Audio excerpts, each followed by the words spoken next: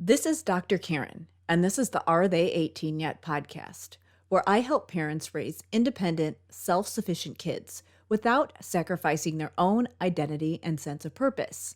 I'm here to share practical day to day solutions for raising kind, successful, well adjusted human beings and actionable advice for supporting systemic changes so we can make this world a more inclusive, accepting place now and for future generations.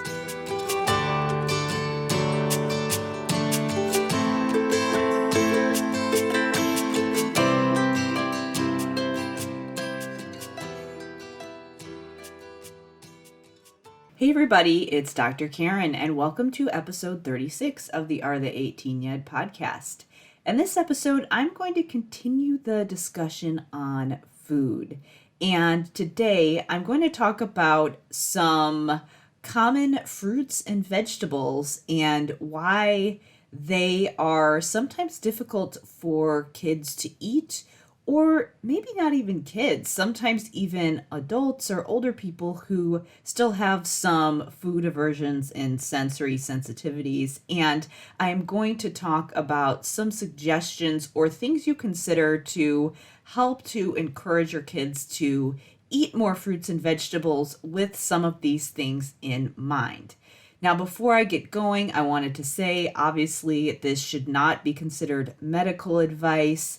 I am sharing this from the perspective of someone who does have a background in oral motor development as well as behavioral training. But obviously, if you do have a medical condition, you should consult a doctor before trying any changes in your diet and all of those kinds of things. And as I said in episode 35, I'm also not going to be promoting any kind of fad diet or magical cure for any specific condition. I know there are some things out there that claim to be those things. That is not what I'm doing here. What I'm doing here is just sharing some tips that you can make to help your family eat healthy and make better choices when it comes to food. And also just expand your palate, especially if there are things that you are having a hard time getting your kids to eat and you're concerned about the range of food they're eating and their nutrition. Because as I have said before, the level of alertness you have and the brain development that happens during those early years is so important. So it is important to have good nutrition to make sure that you have energy to be able to focus, to feel good, and to be able to pay attention when you need to day to day. Obviously, if you're hungry, it can be really hard to be focused and regulated. And then there's the brain development as well. Over time, there are obviously cumulative effects. So in this episode, I'm going to talk about some specific things. And actually, I'm going to get into kind of a brief overview or just a couple of the tips that I go through in my Simple Family Meals Guide. So the Simple Family Meals Guide is actually a 6-week plan for parents and families. And actually, if you are a practitioner, such as a speech pathologist, a special ed teacher, and you want to either use it with your own family or you want to share some tips with some of your students that you work with who are working through some different sensitivities, then this could be also useful for you as well. But the Simple Family Meals Guide is a 6-week plan that shows you how to make sustainable changes to your family and your kids' diets over the course of a 6-week period by making one habit change per week. We focus on one habit at a time because, as you may have found, if you have tried to make any type of change to really anything in your life, but especially eating, it can be really hard to totally overwork something in 1 week and just all of a sudden change everything. That can be really hard to stick with. And when you are working with kids, you can get a lot of resistance. So it is important to make those gradual changes over time. Because as I mentioned in episode 35, a lot of times when kids or people in general are having a hard time with eating. They have a very restricted palate. A lot of times it's a skill-based issue because there are a lot of skills that are involved in eating when it comes to chewing and manipulating food, as well as being able to acquire a taste for different tastes and textures. So that's definitely a skill-based issue. It's not something that is just, they're just being stubborn to be stubborn. There are definitely some skills, and so that's why it's important to make changes gradually. And of course, if you do need some more intensive intervention, to seek out a feeding specialist. But I will tell you, if you do go to some kind of professional like that, they are going to recommend that you create some structure in your environment and that you have good habits outside of whatever sessions that they're giving you. So these environmental changes are really important, and they can be really helpful and powerful regardless of whether you want to just try to make some changes to your habits on your own or whether you want to do it in conjunction with some other therapies or interventions. And I walk you through how to do that in the Simple Family Meals Guide. So to get access to that guide and get that 6-week plan for helping your family develop healthier eating habits and start to eat things like even vegetables, then just go to drkarendudek-brannan.com/meal guide to check it out. Again, that's drkarendudek-brannan.com/meal guide.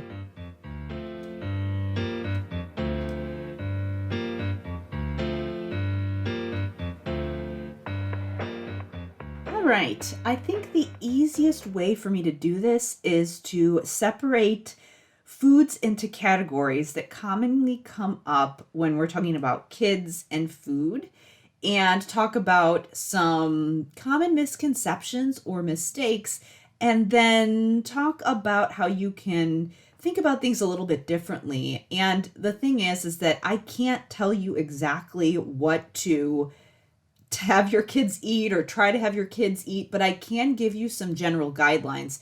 And the reason that that is the case is because there are a lot of different preferences when it comes to sensory profiles. So something that is totally fine for one person to eat might be something that is really triggering and just really hard for someone else to eat.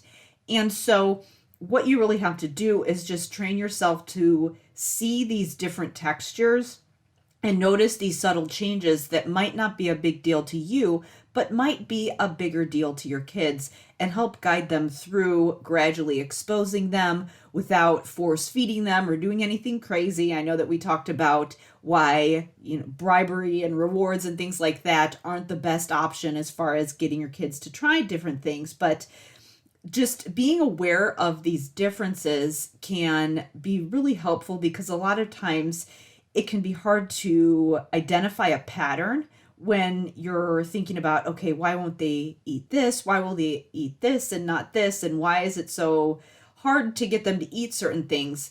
Sometimes there might be certain things that you don't notice because you do have a very well-developed palate, or a more of a developed palate than your kids.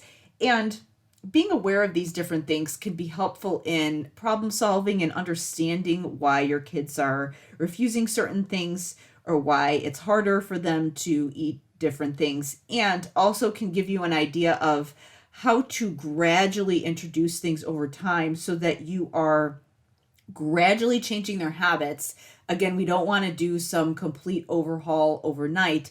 And the other thing is that when you are presenting different things to them, you want to think about things that are presented in the order of easiest to hardest. So one way that we would do that is consider just the different textures. If you have something that is a completely different texture that your kids don't like, it might not be the best thing to try to introduce. Maybe you want to introduce something that's a little bit different but has some similarities. So that might be easier to get them to expand that way and start introducing new things, as opposed to going to something that is just completely different from what they're used to eating. So what I'm going to do is separate things into 3 categories.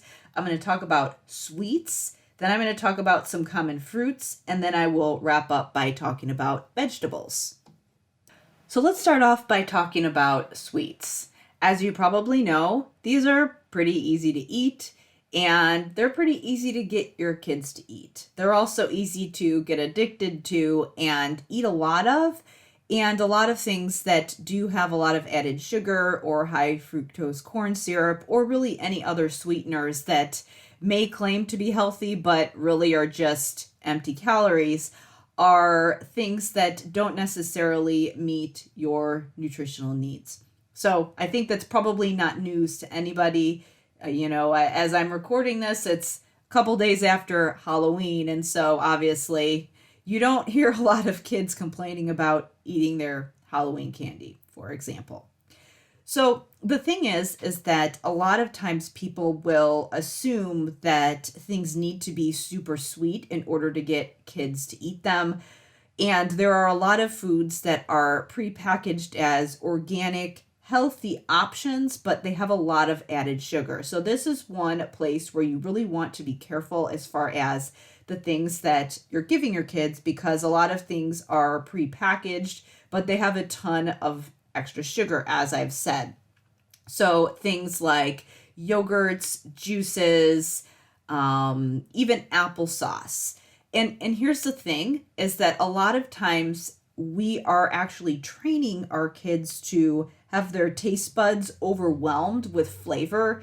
Again, I think a lot of people know that there are many foods that are almost engineered to be addictive, but they don't make you feel full and they don't feed a lot of your nutritional needs, or maybe they do meet some of your nutritional needs, but they have a lot of added extra stuff that isn't necessarily serving you. So this would be the number one place that I would recommend intervening, because what this is going to do is, if you can gradually decrease the amount of extra sugar and additives that your kids need, what that's going to do is allow them to not be as dependent on that. Because what happens is that if they get used to eating a lot of these things, I can think of a ton of other things like fruit roll-ups and fruit snacks and all kinds of things that, again, they might have vitamin C in them that's added, but they're not actually fruit. And what you can do is, if you can gradually start moving away from these things as snack foods, then what you can do is, number one, start replacing these with actual fruits, for example, that do taste sweet, but your kids are getting used to the natural level of sweetness in different fruits and vegetables, instead of the added unnatural sweetness of these other types of things. Because what people don't realize is that sometimes if you eat a lot of those things in your diet, you're kind of dependent on them. And then it makes it even harder to, at other times in the day, eat other things that don't have all of that extra stuff. Again, like vegetables and fruit that don't have a lot of added extra sugar, but they do have naturally occurring sugar. Cutting this back can be as simple as eating some of the same things or drinking some of the same things, but just diluting them a little bit, such as putting a little bit of water in juice. Sometimes it's hard to get kids to drink enough water, so if you put a little bit of electrolyte with a little bit of flavor or just a little bit of juice in water, that can be a way that you can get kids a little less dependent on the really intense sweet taste. Or even with things like applesauce, actual applesauce with just apples with no added sugar is actually pretty sweet. And so if you start buying the kind that doesn't have added sugar, a lot of times you just acquire a taste for the natural flavor of it.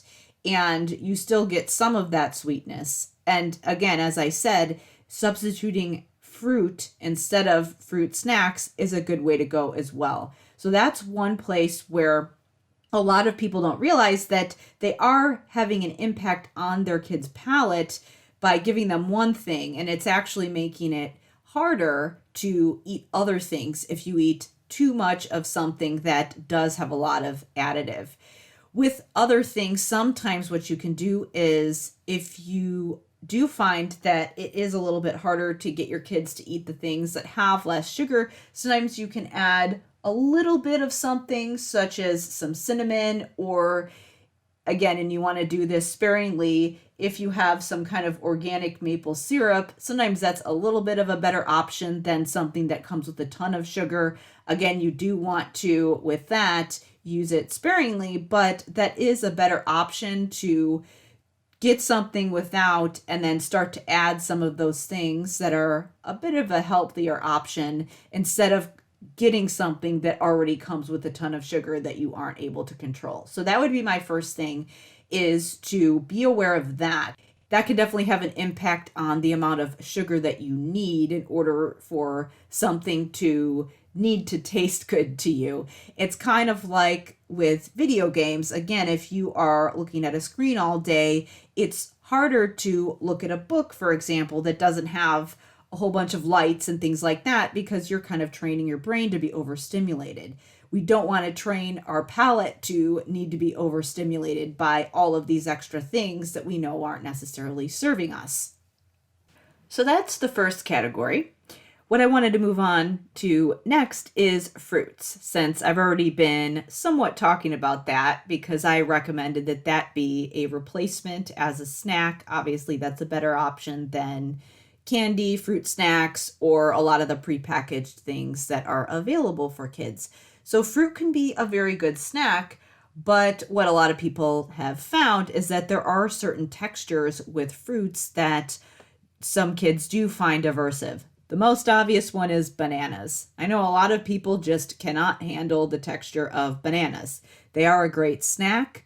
If you do want to get some more potassium, one way to get them in, if you don't like the texture, is to put them in a smoothie. I always think that my smoothies taste better when I put a banana in them, but some people just really don't like the texture. So smoothies are a good option, even for kids, because you can put a lot of stuff in there, and you can definitely kind of hide a lot of stuff in there, and kids might not necessarily know that it's in there. And there are a lot of pre-packaged smoothie type of things you can get, but again, you have the issue of the added sugars, so it can be a better option to make it from home, because then you know exactly what's going in there.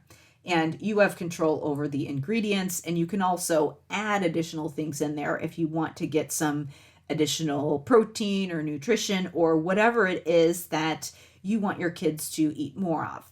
So that is definitely a good option for bananas. And I say that again because it's one of the more popular fruits, and it's also one of the fruits that does have kind of a unique texture that is something that a lot of people don't like to eat. So I wanted to talk about some other common things that tend to be an issue for people who do have some sensory issues. Let's talk about apples. So I don't know about you, but we do not have a consensus on apples in our household. My husband likes the really crisp, tart apples, and I like the red delicious apples, although he doesn't like those because sometimes you get them and they're really good and sweet and crisp, and those are the kind that I like. But sometimes you get them and they're kind of gross and mushy. So those types of things matter. Again, a lot of times with specific fruits, especially with apples, there are so many different kinds that if you have somebody who doesn't like a certain texture, or if you have an apple that's really ripe, or if it's a little bit bruised and it is kind of mushy, then you might maybe be working on eating more fruits, and you might give your child an apple, and if it doesn't exactly have the same texture, or there's a subtle difference in texture, that can be something that might make it more difficult for them to eat. So when you are thinking about expanding to different fruits, apples are a really good option because they're pretty durable. They're easy to pack in lunches. You can cut them up into slices and things like that. But again, there are so many different options and different textures. So it is useful to think about the types of textures that your kids are already eating and try to pick a brand that is very similar to what they're already eating. and try a bunch of different options out. You might have to try a couple of different ones to find one that is preferable for your kids. And depending on how your family works, if you have a family like mine where we don't have an agreement on what kind of apples we like, sometimes either people might have to compromise or you might have to get several different kinds. So that's definitely something to consider.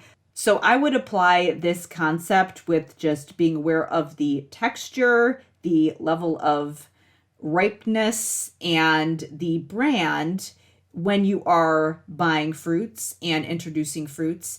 And another thing is with the presentation, sometimes if someone is particular about their food, giving someone a full apple, for example, versus giving someone apple slices can make a difference. So some people want things a certain way, and so that might be something you have to consider. And then another thing is if you are cutting up apples, and this would be true with pears as well, that sometimes they get brown when you pack them in your lunch. So you do have to put a little bit of lime juice on them to make them not be brown, and then that makes them taste a little bit different.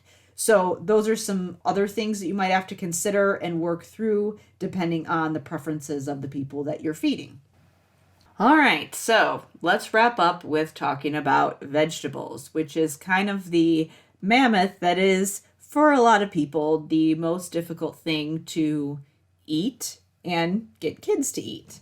Honestly, I know adults who still don't like to eat vegetables, so there's definitely no shame there. It's definitely one of the categories that, while it is very nutritionally dense, there are so many different textures, and it does make it hard to figure out how to prepare vegetables and figure out how to introduce vegetables into your diet in a way that is sustainable and in a way that gets your kids on board. What I wanted to do is talk about some common mistakes that people make.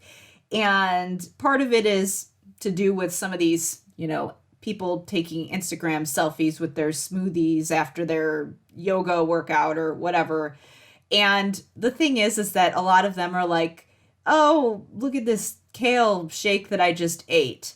And here's the thing is that if you are trying to introduce vegetables into your diet and you don't eat a lot of vegetables, or if you're doing this with your kids and you want to get them to eat more vegetables, something like kale is probably one of the worst things that you can start with because it's really bitter, it's really dense, and to be honest, I know a lot of adults that don't like to eat it. So because it has such a strong flavor, yes, it's a superfood and it has a lot of value nutritionally, but this is not necessarily the best place to start because, again, if you have someone who has aversions, something that has that really bitter taste is going to have a hard time with it.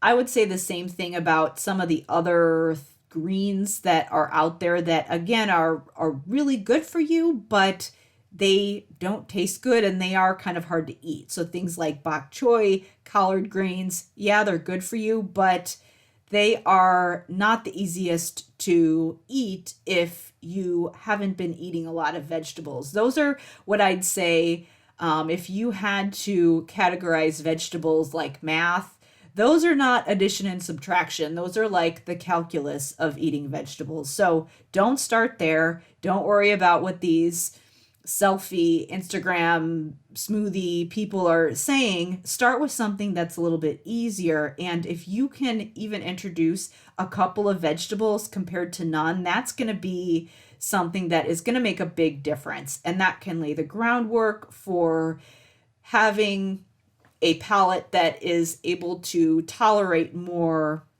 textures and things like that. If you are going to introduce some kind of greens, spinach can be a better option because it has a milder flavor and it can be a little bit easier to sneak into smoothies. I wouldn't say that you want to be deceptive with your kids, but it is something that you can work in without changing the flavor as much. So obviously don't lie to your kids and try to trick them into doing anything that they don't want to, but it is something that you can add if you said something like, oh, I'm going to add some different ingredients today, and that can be a little bit easier to drink if you put it in a smoothie compared to some of those other things that have a stronger flavor. Because when you add spinach to a smoothie, it changes the flavor a little bit. It definitely changes the color. So you like I said, you can't hide it.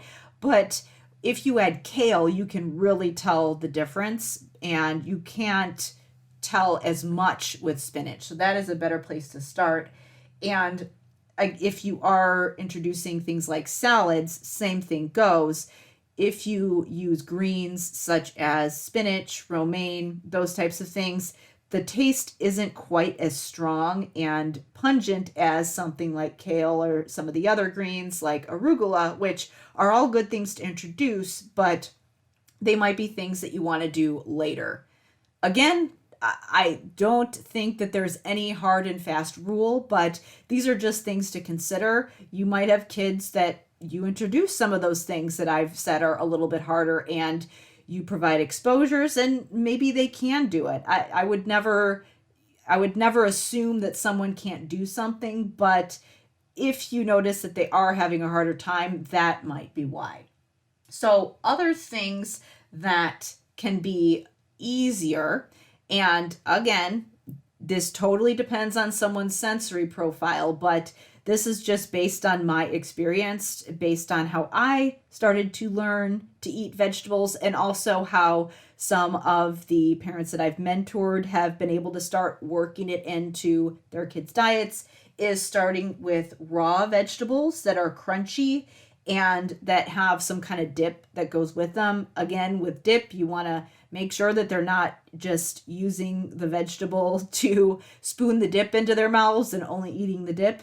But if you start with something like hummus or even ranch dressing in moderation, you can introduce things like carrots, maybe even some bell peppers that are cut up, maybe even some raw broccoli, some snap peas, some things that are crunchier. And again, you might not want to try all those things at once, but those are good options for raw vegetables. They make a good snack on the go. And sometimes if that's what's available to your kids, they'll eat that.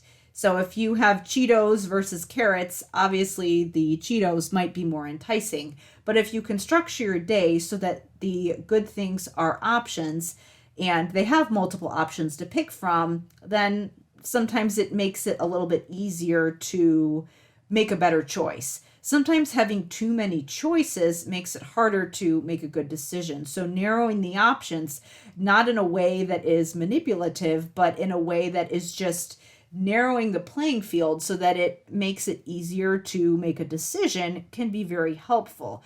I do this for myself in that sometimes I just don't buy things and have them at home because I don't want them to be an option. I don't want to have to make too many decisions when I'm trying to figure out what to eat. So having fewer options can actually be beneficial in that way because it just makes a decision easier. For me personally, with vegetables, I found it easier to start with raw vegetables before moving to cooked vegetables. That is true for a lot of people because the texture of raw versus cooked is very different. And then also the way that you cook them can make a big difference, whether you steam it, whether you saute it with salt and olive oil, or whether you use canned vegetables. All of those have very different textures. When you have raw, they are crisp and crunchy. When you have vegetables that are steamed, but they're kind of al dente, they are a little bit crispy still. But then if you overcook them, for example, with broccoli, a lot of times if you overcook it, it's kind of gross and mushy. And some people like it like that. It's not my preference. I prefer it to have a little bit of crunch to it. I actually, even when vegetables are sauteed, I like them to be browned a little bit. So there are so many different things you consider when it comes to the texture of vegetables and the way that they're prepared. So when you're thinking about all of those things, you might have a child who might be fine eating a raw carrot with some ranch dressing, for example, but then you steam carrots and they don't have a lot of flavor to them, or the texture is a little bit different. They're softer, and that can be a lot harder for them to eat. I know it took me a really long time to be able to eat cooked carrots. I started out eating them raw, and then I was able to eat them cooked. But if they were cooked with a roast with a lot of the meat juice on them, and now I can eat them both of those ways, and I can also eat them if they are sautéed with olive oil. But if they are steamed or if they are canned, I still don't like to eat them because the texture just almost makes me want to gag. So for some of those things, you might have a couple ways that they like it prepared.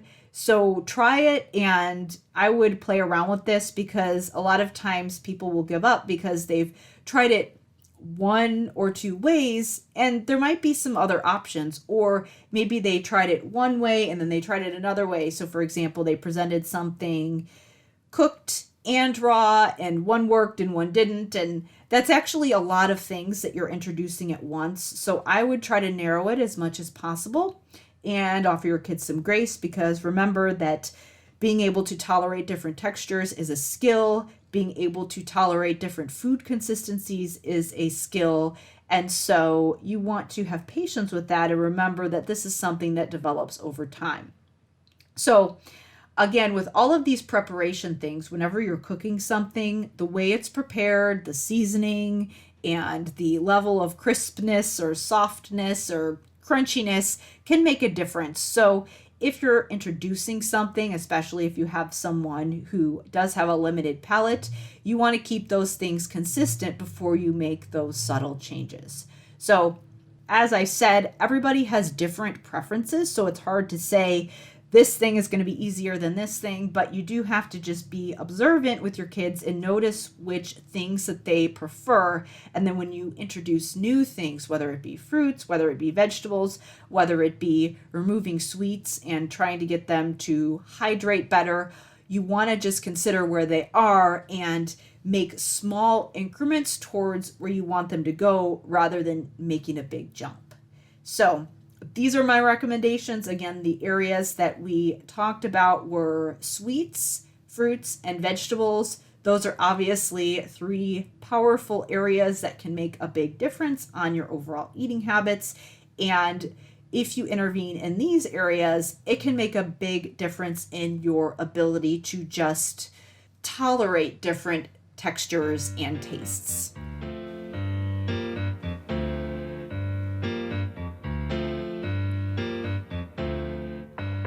Before we wrap up, I wanted to mention again that I know it can be a challenge as a parent to structure your day and plan ahead so that you are offering good food choices. And a lot of the things that I mentioned today do require some planning. So it requires some executive functioning on the parent's part, because you do have to provide some structure in order to present different food options to your kids so that you are introducing things gradually that makes it possible for them to make changes over time. So that is exactly what I will help you do in the Simple Family Meals Guide. This guide is a 6-week plan that will help you to make changes to your family's diet 1 week at a time, one habit at a time, and do it in a way that is sustainable, that doesn't require you to rely on any type of rewards or punishment or bribery in order to get your kids to eat certain things, that will show you a way to introduce things gradually by considering all these different categories that I've talked about today in a way that is sustainable for you. And a secret spoiler, it is kind of like an executive functioning training for parents, because it will help you to get organized and do this in a way that can enable you to plan ahead so that you can offer these healthy food choices to your kids and help them to expand their palate gradually over time so that they can be eating the food that they need in order to be alert and focused and have healthy brain development. The bad news is that I am not going to offer some kind of a magical cure for some specific condition. But the good news is you don't need that. Little changes can be really powerful over time, and the important thing is making sustainable changes that you can stick with so that you can set your kids on the right path when it comes to making good, healthy choices about food, and doing it in a way that is not forceful and in a way that helps to give them some independence and autonomy in the process. So I show you how to do that in the Simple Family Meals Guide. To get access, all you need to do is go to drkarendudek-brannan.com/meal guide. Again, that's drkarendudek-brannan.com/meal guide. For now, we will wrap this episode up.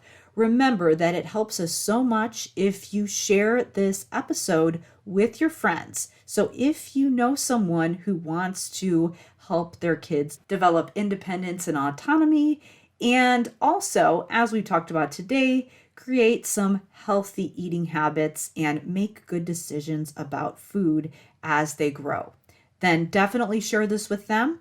And that will help us to get this information into the hands of more people who need it. Thank you again for listening, and I will see you in episode 37.